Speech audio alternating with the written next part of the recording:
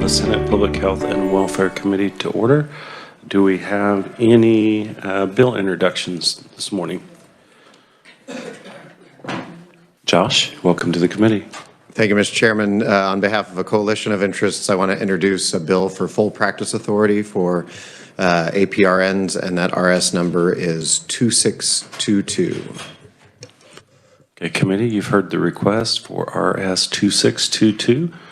Are there any objections to this bill being introduced as a Public Health and Welfare Committee bill? Seeing none, that bill is introduced. Do we have any other bill introductions? Okay, not seeing any. We do need to correct the record for a bill that was introduced, I believe, last week from Senator Clay's. He had given us the wrong RS number. It was an RS number from a previous year. The RS number that he had given us was RS 1126. That is not the correct RS number. The record should reflect that the correct RS number is 2769. So again, the correct RS number is 2769. Okay, do we...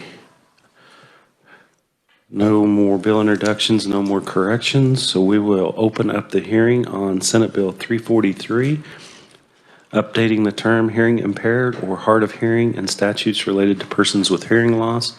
And here to give us the bill overview is our reviser, Jenna Moyer.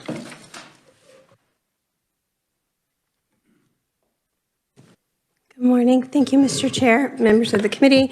Senate Bill 343 updates statutory terminology concerning persons with hearing loss, and the bill is basically that. It just updates terminology relating to persons, and the main term that is changed is hearing impairment to hard of hearing, and this would be in a number of statutes.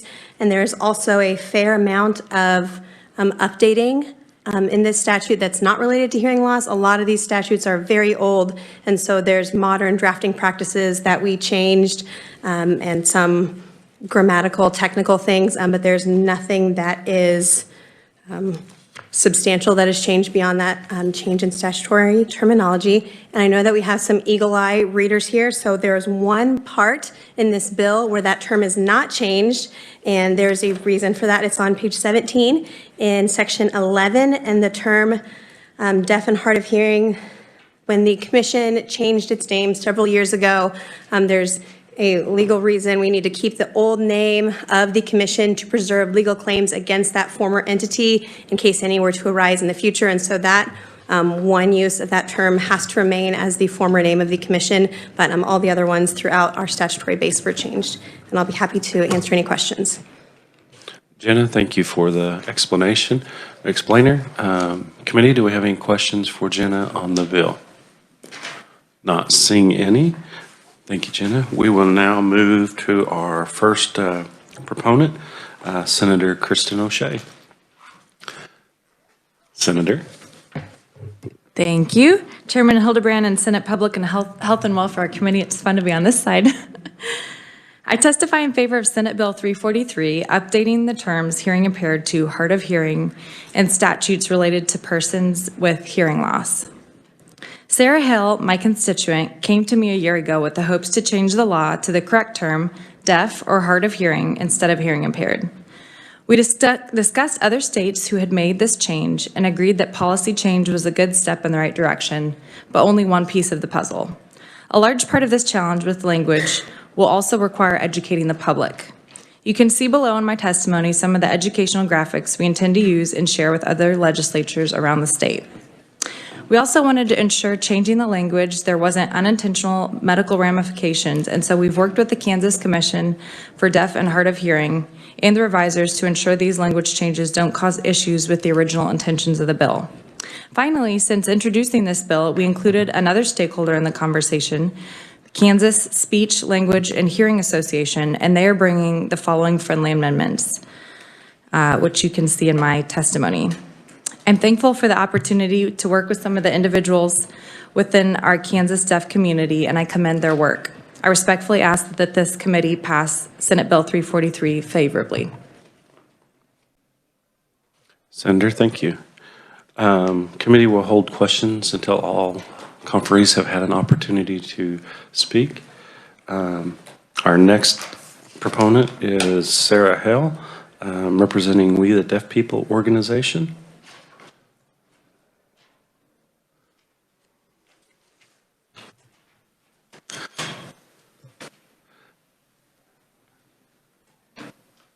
Sarah, welcome to the committee. I don't need the microphone, but my interpreter does, but thank you. Thank you, Chairman and the Senate Committee, for entertaining us today. I am Sarah Hale, and I do represent We the Deaf People as an organization, and we just use the abbreviation WTDP. We are a humanitarian organization and a watchdog for deaf rights. Let me back up on my personal story just a little bit. I was born deaf. My parents were deaf, so I was totally immersed in the deaf culture. I went to a deaf school for my K through 12 years, and I also went to Gallaudet University, which is the only deaf liberal arts college in the nation. I have 4 children. 2 are hearing and 2 are deaf. And I know deaf culture is very important in each individual's identity. My children who are deaf have never experienced any negative connotations with being deaf. We have taught deaf culture in our home. Senate bill will actually, when we remove that term hearing impaired and replace it with hard of hearing and deaf, will also remove that negative connotations. And again, we don't want to spread that negative meaning to others. So I went off my script, so I apologize to the interpreter. I remember when my oldest daughter was born, the nurse came to me and said, "Congratulations, your daughter is hearing." And that really took me aback. Because inside, the nurse's perspective, the hospital's perspective was that I should rejoice because my daughter was hearing. I personally did not care if she was hearing or if she was deaf. I wanted to make sure she was healthy. Then when my 3rd child was born, the doctor had a very sad face and came in to me and said, "I am so sorry your son failed his hearing test." And again, inside of me, I'm rejoicing because this is our heritage. This is my family. This means that my child will have the same experiences as I did, so I'd like to change that perspective of the world moving forward. And not everybody is the same, but we want to, again, remove that negative connotation. Changing that term hearing impaired, again, will show our values and what we value and our culture and our language and our rich history of deaf folks. Historically, we have been forced to abandon our sign language and didn't want us to marry because we would perpetuate the deaf gene.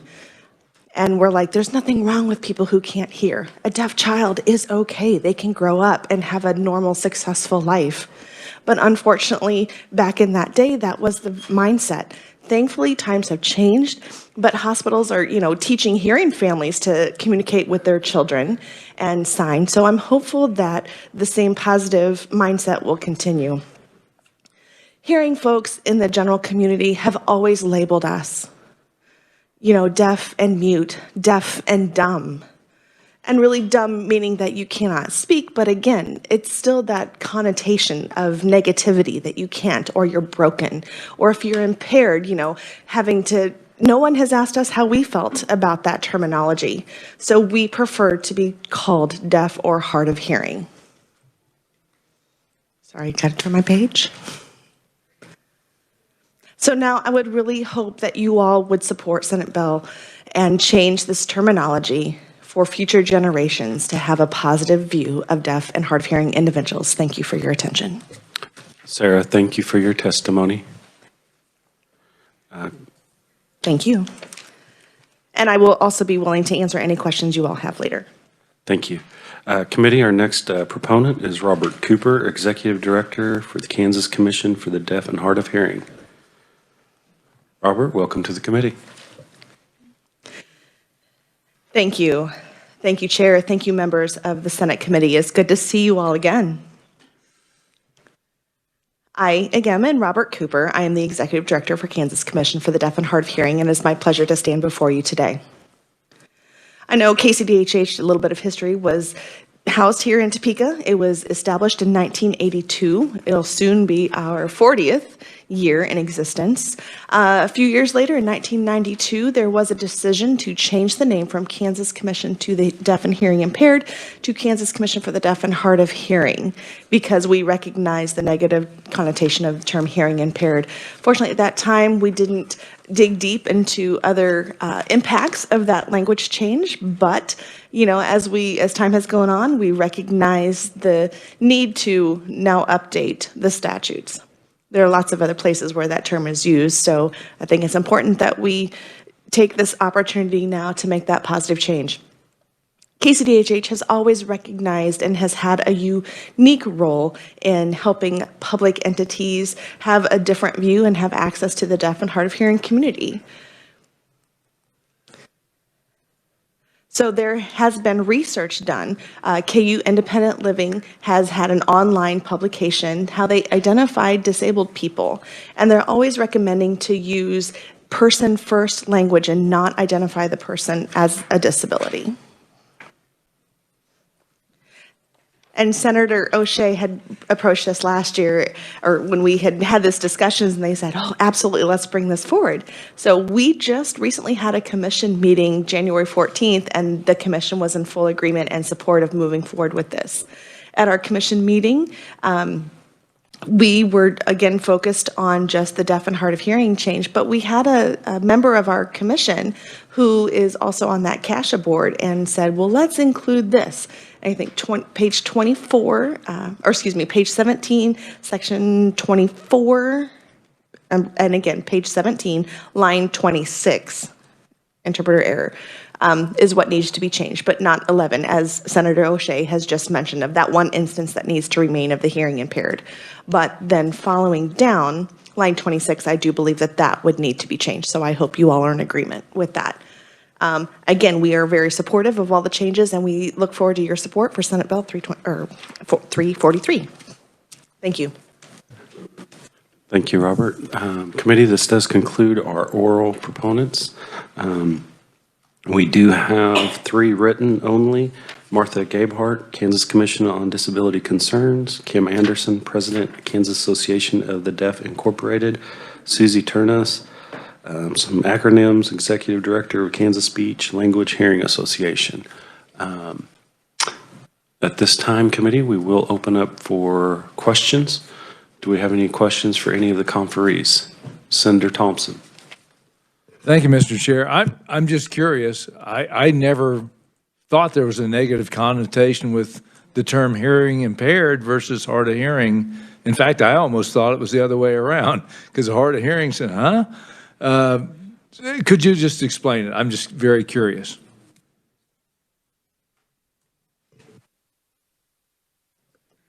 Sarah will defer to Robert. Thank you, Senator Thompson. I'm happy to answer that question. The term hearing impaired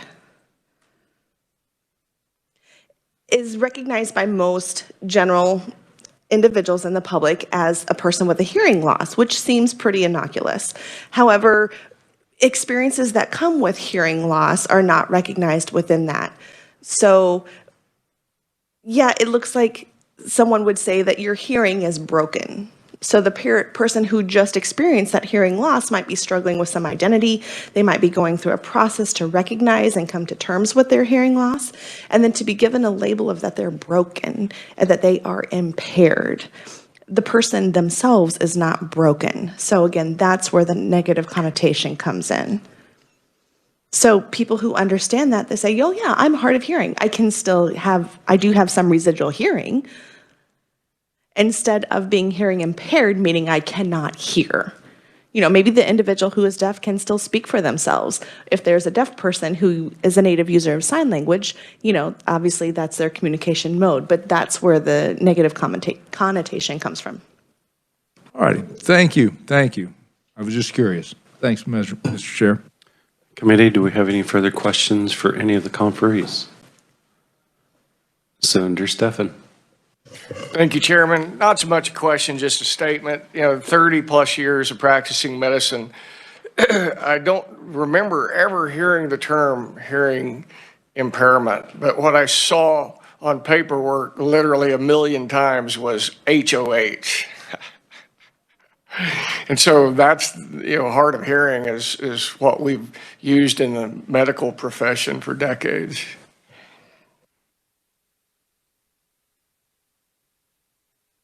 All right, committee, I do not see any further questions, so we will move on to opponents where we have none listed, and we have no neutral. So without any other testimony, we will close the hearing on Senate Bill 343. And just a reminder, we are planning on working this bill next week, and I apologize, I left my note at my office on which day, but we are going to work it one day next week. So I do know there are some amendments that are being worked on, so if you have any amendments, make sure you get with Jenna so we can have those ready. Committee, we do not, just a reminder, we do not have a meeting tomorrow or Monday, and we will see you guys back Tuesday, 8:30. Thank you. Senator Baumgardner. Thank you, Mr. Chair. I thought it was important the last couple of days that we had such a large turnout for our hearings, but particularly since we had right at about 400 different people that provided testimony, Kansans that provided testimony for our hearing yesterday and the day before. I just want to express particularly thanks to Danola because she has done so much for the committee to help us with that process. And, I don't think folks that contact our offices understand just how hard our committee assistants work to try and make things, to keep the process moving, to get their testimony. But with that avalanche of testimony, I know that there were a lot of angry phone calls, nasty emails, and text messages that were sent in. And I think that's really unfortunate. I think it's wrong. We got kind of a bit of that anger and frustration when we had to end our hearings 2 days ago. But I do want to express thanks to you as our chair because it's a tussle to get a larger room or a different room. But the work, particularly by our committee assistant who works directly with you, has been outstanding, and I really appreciate it. And I just thought that it needs to be said in public because Danola is a public servant, and she has really risen to the occasion, so I appreciate that. Thank you, Mr. Chair. Thank you, Senator Baumgardner, and definitely a huge thank you to staff and especially Danola. She did work tirelessly on that. And for some of us that don't realize it, her day did not end when she left this building. And she put in a lot of time and effort to make things go as smoothly as it did for our meeting. Without her and without all of our staff, they're very crucial to what we do, and we could not do this without them, and especially our committee assistant that had to do over 400 testimonies in 24 hours was quite extensive and labor intensive for her, and we do appreciate it, Danola, and you're a one in a million, and we appreciate it, so thank you.